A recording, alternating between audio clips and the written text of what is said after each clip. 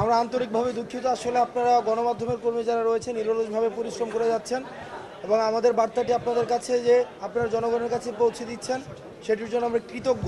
তো আরেকটা বিষয় আমি আপনাদেরকে অনুরোধ করব বস্তুনিষ্ঠ সংবাদ প্রচারের জন্য।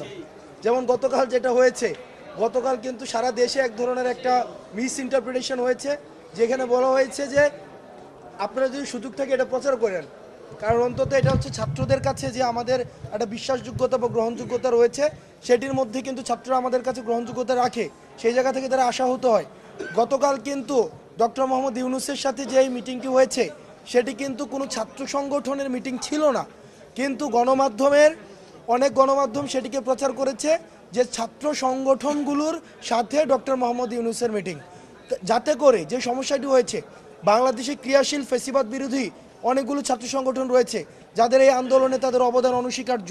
সুতরাং আমরা তাদেরকে বাদ দিয়ে যদি আমরা ডক্টর মোহাম্মদ ইউনূসের সাথে আমরা কোনো মিটিং করতে যাই, এই জিনিসটি হচ্ছে খুবই দৃষ্টিকটু। কারণ এই মিটিংয়ের এজেন্ডা কিন্তু ছাত্র সংগঠনগুলোর সাথে ডক্টর মোহাম্মদ ইউনূস বসেননি, বরং উনি যেহেতু উনি বলেছেন যে বিভিন্ন স্ট্রাইকের সাথে উনি বসা অব্যাহত রাখবেন, কিছুদিন পরে প্রাইভেট বিশ্ববিদ্যালয়গুলোর সাথে বসবেন, ছাত্র সংগঠনগুলোর সাথে উনি আলাদা বসবেন, রাজনৈতিক দলগুলোর সাথে উনি আলাদা বসছেন।